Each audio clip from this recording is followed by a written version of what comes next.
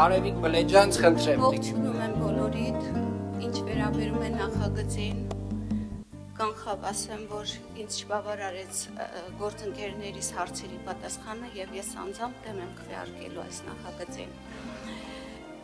Եվ պարոն Իսկանդարյան, խոսքս ձեզ եմ ուղղում, նախագիծը ներկայացնելուց մի քանի րոպե առաջ բոլոր մահացու մեղքերը վերագրեցիք իշխանությանը։ Դուք ճիշտ եք ասում։ Իրոք դուք հավատում եք ձեր ասած բաներին։ Գիտեք, նման ելույթ եթե ունենար մի պատանի, որը ապրել է վերջին 10-12 տարվա ընթացքում, կհավատայիք, ասեի շատ բաներից տեղյակ չի։ Բայց դուք մի մտածեք, որ մեր ազգը ամնեզիայի մեջ է, կամ հիշողության կորուստ ունի։ Ամեն բան շատ լավ գիտի ժողովուրդը, շատ լավ հիշում է եւ հիշվելու է երկար։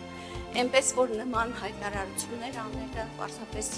իլուր ամբողջ ժողովրդի զգուշ եղեք։ Ժողովուրդը ամեն բան շատ լավ գիտի եւ հիշում է։ Պարոն Սարգսյան, կարծեմ դուք ժողովրդավարությունից եք խոսում։ Որտեղ է ձեր ժողովրդավարությունը։ Մեր ժողովրդավարությունը այստեղ է։ Որովհետև եթե 10 տարի առաջ դուք այսպես ելույթներ ունենայիք, այնպես ինչպես անդիմադիրները այսօր ելույթներ են ունենում, հաջորդ նիստին շատ կասկածում եմ, որ բոլորը ներկա կլինեն։ Թե ֆիզիկապես, թե ընդհանրապես, որպես ավականու անդամ։ Ինչ վերաբերում է երկրի վիճակին։ Դուք այսպիսի Հայաստան երբևէ տեսած կաք, բոլոր մի րոպե արևմտյան երկրները բոլորը այսօր Հայաստանի հետ ուղղակի կնքում են քաղաքական, ռազմավարական, տնտեսական տարբեր պայմանագրեր եւ